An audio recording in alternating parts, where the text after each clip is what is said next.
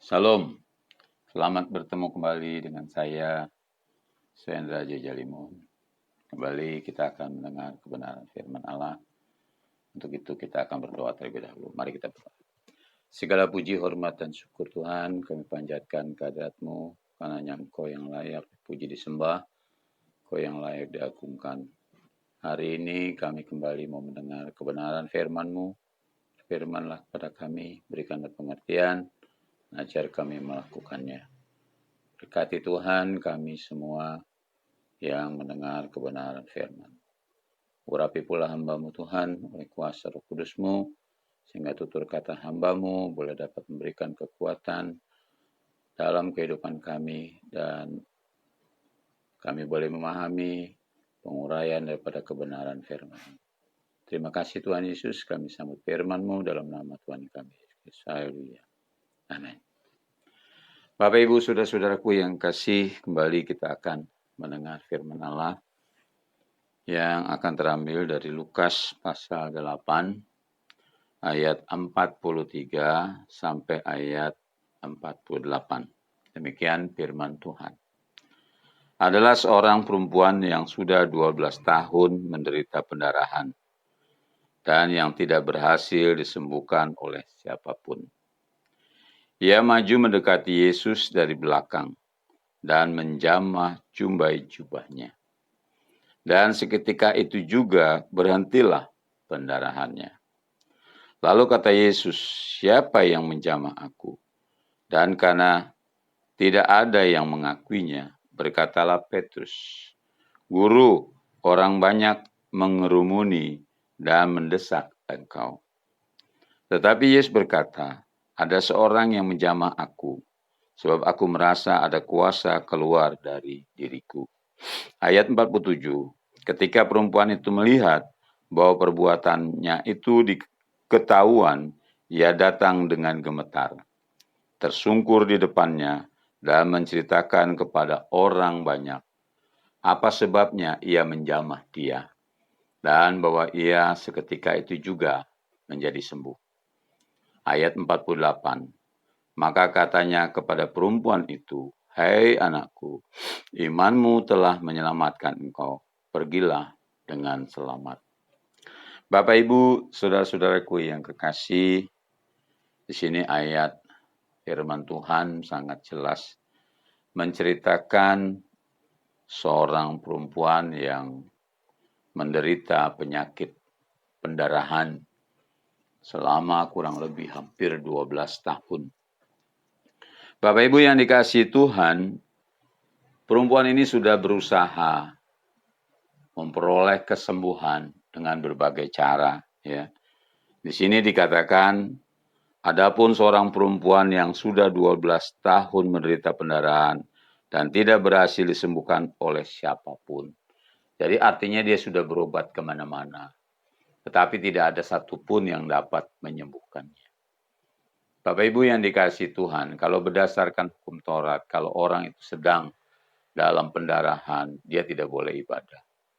Berarti perempuan ini juga termasuk orang yang sangat menderita. Selain dia pendarahan, dia juga tidak dapat beribadah. Bapak Ibu yang dikasihi Tuhan, kita lihat penderitaannya begitu amat luar biasa. Tetapi pada saat Tuhan Yesus hadir di sana, Tuhan Yesus memberitakan kebenaran firman Allah. Bahkan melakukan banyak mujizat-mujizat di sana. Maka perempuan ini pun mendengar bahwa Yesus itu berkuasa, Yesus itu dahsyat, Yesus itu luar biasa.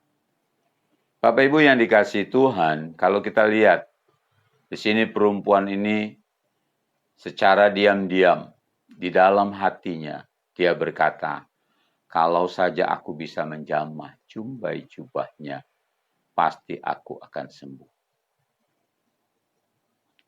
Nah, dengan ada niat di dalam hatinya, memiliki iman dia, maka saat itu secara diam-diam dikatakan di sini, dia bertindak dengan imannya. Lalu dia menjamah jumbai daripada jubah Tuhan Yesus. Di sini dikatakan, ia maju mendekati Yesus dari belakang dan menjamah jumbai jubahnya. Dan seketika itu juga berhentilah pendarahannya. Jadi dia secara diam-diam dari belakang. Saat itu orang banyak berkerumun, satu dengan yang lain. Tetapi ada kesempatan hanya menjamah jumbai jubahnya saja. Dia memiliki pengertian bahwa nanti ada kuasa yang mengalir di dalam hidupnya. Pengharapan yang sangat luar biasa. Bapak Ibu yang dikasihi Tuhan, apa yang terjadi pada saat dia menjamah jumbai jubahnya? Ternyata benar, dia pun menjadi sembuh. Kita akan baca di ayat selanjutnya. Lalu kata Yesus, siapa yang menjamah aku? Dan karena tidak ada yang mengakuinya, berkatalah Petrus, Guru, orang banyak mengurumuni dan mendesak engkau. Jadi pada saat Yesus bertanya, siapa yang menjamah aku? Kenapa Yesus bertanya? Ya, karena dia merasa bahwa ada kuasa yang mengalir di dalam dirinya kepada seseorang. Tetapi Petrus tidak mengetahui hal itu. Makanya Yesus berkata, orang banyak yang mendesak engkau. Artinya berdesak-desakan, ingin memegang Yesus, ingin menjamah Yesus. Ya. Sama juga kalau seorang artis sedang lewat, pasti banyak orang yang berdesak-desakan, ingin foto selfie dan sebagainya.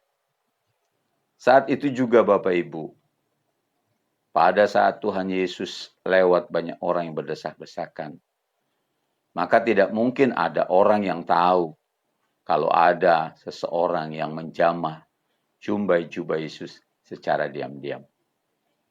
Hanya Yesus yang tahu, karena ada kuasa yang mengalir dari dirinya kepada perempuan ini. Bapak Ibu yang dikasihi Tuhan, ayat 46, tetapi Yesus berkata, ada seorang yang menjamah aku, sebab aku merasa ada kuasa keluar dari diriku. Jadi dia tahu persis ada seorang. Kenapa cuma seorang? Padahal kan yang berdesak-desakannya banyak. Karena yang lain itu walaupun berdesak-desakan, menjamah Yesus, megang Yesus, tapi tidak dengan imannya. Tapi perempuan ini menjamah Yesus dengan imannya. Maka kuasa Yesus mengalir. Kita lanjutkan. Ketika perempuan itu melihat bahwa perbuatannya itu ketahuan, ia datang dengan gemetar, tersungkur di depannya, dan menceritakan kepada orang banyak apa sebabnya ia menjamah dia, dan bahwa ia seketika itu juga menjadi sembuh. Jadi pada saat ketahuan bahwa dia sudah menjamah, ya, saat itu dia datang tersungkur menyembah Yesus. Suatu hal yang sangat luar biasa dari perempuan ini. Ya, dia berani mengakui apa yang dia sudah lakukan. Dia datang, dia tersungkur, bahkan dia menceritakan kepada banyak orang kenapa dia berani menjamah jumbai Yesus. Karena dia memiliki masalah yang tidak bisa ditolong oleh orang lain. Dan dia memiliki satu keyakinan hanya Yesus yang mampu menolongnya. Maka dia melakukan itu. Dan saat dia menjamah jumbai daripada jubah Yesus, terjadilah kesembuhan. Pendarahannya berhenti. Bapak Ibu yang dikasihi Tuhan, satu hal yang sangat luar biasa. Kita akan baca selanjutnya, nanti akan saya terangkan lebih dalam. Maka katanya kepada perempuan itu, hei anakku, imanmu telah menyelamatkan engkau, pergilah dengan selamat. Setelah Yesus dijelaskan oleh perempuan ini, ya, maka Yesus pun mengerti kenapa perempuan ini menjamah jumbainya. Yaitu ada maksud di mana dirinya itu memiliki masalah yang sangat luar biasa. Yang orang lain tidak mampu menolongnya. Dan saat itu Yesus melihat iman dari perempuan ini. Maka Yesus berkata, Hei anakku, imanmu telah menyelamatkan engkau. Pergilah dengan selamat. Justru dengan imannya itu, dia tertolong. Bapak Ibu yang dikasihi Tuhan, saat berkumpul orang-orang banyak bersama dengan Tuhan Yesus, orang lain pun mungkin ada yang sengaja menjamah, sengaja memegang, tapi tidak mengalami kuasa Allah.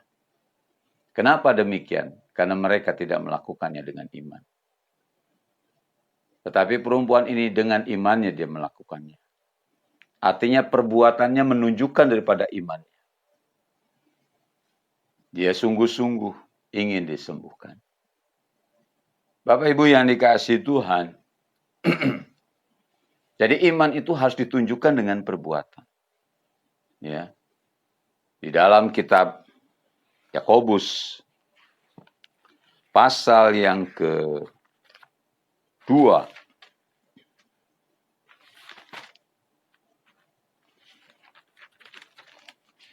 Yakobus pasal yang kedua, ayat 14 dan 17. Apakah gunanya saudara-saudaraku jika seorang mengatakan bahwa ia mempunyai iman, padahal ia tidak mempunyai perbuatan? Ayat 17. Demikian juga halnya dengan iman.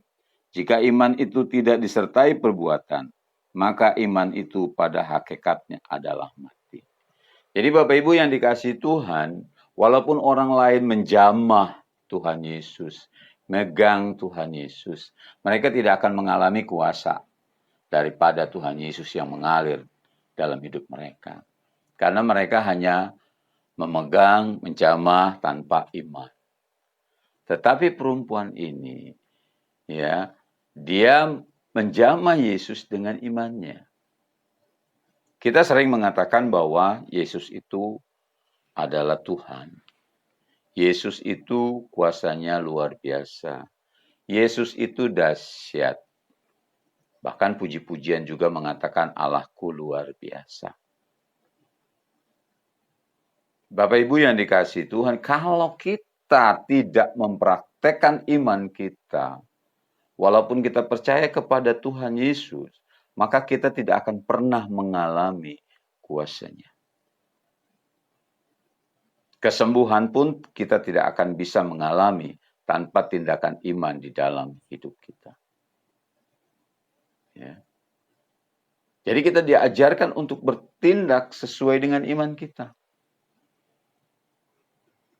Bapak Ibu yang dikasihi Tuhan, iman itu adalah dasar dari segala sesuatu. Di dalam kitab Ibrani pasal yang ke-11. Ayat yang pertama. Iman adalah dasar dari segala sesuatu yang kita harapkan dan bukti dari segala sesuatu yang tidak kita lihat. Jadi iman itu dasarnya untuk kita memperoleh segala sesuatu yang kita harapkan. Perempuan ini dia mengharapkan apa? Dia mengharapkan kesembuhan. Maka terjadilah kesembuhan di dalam dirinya. Kenapa? Karena dia mempraktekkan imannya. Dia datang kepada Yesus, dia jamah Yesus. Bapak Ibu yang dikasihi Tuhan, kadang-kadang kita juga sebagai orang-orang Kristen hanya mengatakan bahwa Yesus itu hebat, Yesus itu luar biasa. Tetapi kita tidak pernah ibadah. Bahkan banyak orang-orang Kristen yang hanya KTP-nya saja Kristen. Dia tidak ibadah kepada Tuhan Yesus. Ya, hari Minggu dia lebih sudi melakukan hal-hal pekerjaan yang lain. Atau dia lebih suka misalnya mancing. Dia lebih suka jalan-jalan. Dia tidak menghargai Tuhannya. Tetapi dia tetap mengakui bahwa dia percaya kepada Tuhan Yesus. Betulkah iman seperti itu? Saya katakan itu tidak. Itu bukan orang yang beriman. Bapak Ibu yang dikasihi Tuhan, kalau orang itu beriman, maka dia akan meninggalkan semuanya itu. Dan dia akan pentingkan untuk beribadah terlebih dahulu. Bapak Ibu ingin disembuhkan, bertindaklah dengan iman. Saya kasih contoh dalam Alkitab. Pada saat Yesus menghadapi orang lumpuh, dia katakan, bangun, berdiri dan jalanlah. Menurut pemikiran Bapak Ibu dan saya, saat orang lumpuh itu mendengar firman yang disampaikan oleh Tuhan Yesus, bangun dan berjalanlah. Menurut pemikiran kita, apakah mungkin orang lumpuh begitu dia bangun dan berjalan?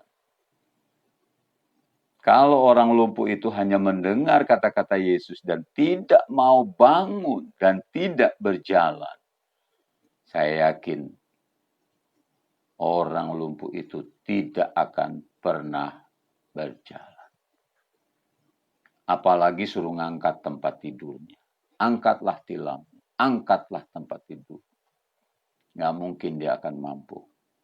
Tetapi karena dia mendengar firman Allah dan dia yakin akan firman itu, dia praktekkan dengan sesungguhnya. Dia tidak lagi mikir bahwa dia sedang lumpuh. Maka terjadilah kesembuhan di dalam dirinya. Mungkin juga Bapak Ibu saat ini dalam keadaan sakit. Bertindaklah. Ya. Dengan iman. Kalau saudara berdoa, saudara yakin bahwa doa saudara sudah dijawab. Bertindaklah dengan iman. Jadi tindakan itu membuktikan iman saudara. Bukannya iman membuktikan tindakan saudara. Tetapi perbuatan yang saudara lakukan itulah sebenarnya bukti bahwa saudara beriman dengan sungguh-sungguh. Bapak Ibu yang dikasihi Tuhan, Alkitab mencatat ya, bahwa Abraham adalah orang yang percaya. Dia diperintahkan untuk menyerahkan anaknya, untuk dikorbankan, yaitu Ishak.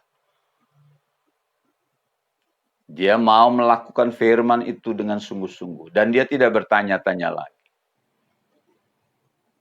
Saat itu dia mau mengorbankan Ishak sebagai pengorbanan kepada Tuhan. Seandainya Bapak, Ibu, Saudara, dan saya disuruh mengorbankan anak yang kita kasihi, pasti kita akan mikir 2 kali. Ya, ini firman Tuhan apa bukan sih? Tapi Abraham tidak pernah bertanya soal itu. Ya. Bahkan saat anaknya bertanya, ya, mana domba yang akan disembelih? Dia berkata, Tuhan yang menyiapkan. Tuhan yang menyediakan. Orang-orang yang beriman memang seperti ini. Dan benar apa yang terjadi pada saat Ishak mau dipersembahkan. Saat itu Tuhan menyiapkan domba yang saat itu ada, dan saat itu pula digantikanlah domba yang menjadi persembahan. Kenapa? Karena Yesus, Tuhan, Allah sudah melihat iman daripada Abraham. Bapak Ibu yang dikasihi Tuhan, saya yakin Bapak Ibu memiliki iman yang besar. Tetapi tidak mampu memindahkan benda sebesar biji sesawi. Jadi jangan saudara berkata kepada Tuhan, Tuhan tambahkan iman saya. Tidak perlu Bapak Ibu berdoa demikian. Seberapa imanmu? Mungkin lebih kecil dari biji sawi. Tapi kalau tindakanmu lebih besar daripada daripada imanmu, maka perbuatanmu itulah yang menunjukkan imanmu yang dahsyat dan luar biasa. Jadi Bapak Ibu yang dikasihi Tuhan, perbuatan menunjukkan iman. Alkitab berkata, iman sebesar biji sawi akan mampu memindahkan gunung. Kalau gunung itu suruh pindah ke lautan, maka gunung itu akan pindah ke lautan. Sekarang banyak orang yang percaya kepada Tuhan Yesus. Imannya sebesar gunung, tetapi tidak mampu memindahkan biji sesawi. Jadi mulai saat ini Bapak Ibu, jangan lagi bicara, saya memiliki iman yang besar. Yang paling utama adalah bertindaklah sesuai dengan iman dan percaya. Saat saudara sedang sakit, saudara berdoa, katakan, saya sudah sembuh. Bertindak seperti orang sembuh, maka saudara sembuh.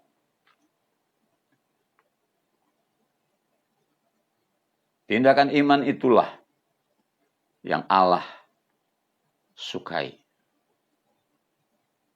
Karena itu bukti dari iman yang saudara miliki. Mungkin juga saudara ada yang ingin menerima urapan Roh Kudus. Saya pernah berkata kepada seseorang yang rindu sekali waktu itu mengikuti kebaktian remaja pemuda. Dia ingin terima Roh Kudus dan saya sebagai ketua remaja waktu itu. Tahun 1987. Ya. Ada seorang pemuda dia ingin terima Roh Kudus. Lalu saya bertanya. Karena saya dapat informasi dari orang tuanya bahwa dia itu malas. Dan kalau bangun pagi saja, karena memang dia sudah lulus sekolah SMA, dia kalau bangun itu biasanya jam 10 siang dia baru bangun tidur. Karena kalau tidurnya larut, tengah malam. Lalu saya berkata kepada dia, kalau kamu ingin terima Roh Kudus, berusahalah untuk bangun pagi, jam 5 pagi. Apa yang dilakukan? Karena dia memang sungguh-sungguh ingin menerima Roh Kudus. Maka dia berusaha untuk bangun pagi. Beberapa hari kemudian bertemu dengan saya kembali. Dia bilang sama saya, bahwa sekarang dia sudah bisa bangun jam 8. Saya katakan puji Tuhan. Tetapi Roh Kudus belum dicurahkan buat saudara. Lalu tidak lama kemudian dia cerita lagi. Berapa hari kemudian. Dia mengatakan bahwa dia sekarang sudah bangun. Bisa bangun jam 7. Saya katakan puji Tuhan. Tapi saudara belum bisa diurapi Roh Kudus. Lalu beberapa saat kemudian, beberapa hari, dia datang lagi kepada saya. Dia berkata bahwa saya sekarang sudah bisa bangun jam 5. Dan saya katakan teruslah berusaha bangun jam 5. Beberapa hari dia bangun jam 5. Dan saat itu dia mengikuti ibadah bersama-sama dengan kami. Waktu itu saya pimpin ibadah itu. Dan saat Roh Kudus dicurahkan, maka anak muda ini juga menerima urapan Roh Kudus. Bapak Ibu yang dikasihi Tuhan, apakah nyambungnya antara bangun jam 5 dengan urapan Roh Kudus yang diterimanya? Tidak ada persyaratan orang terima Roh Kudus harus bangun jam 5. Alkitab juga tidak pernah mencatat. Tetapi saya sebenarnya punya rahasia di dalamnya. Yaitu untuk supaya anak muda ini melawan kedagingannya. Karena dia memang sungguh-sungguh dan mendengar ucapan saya.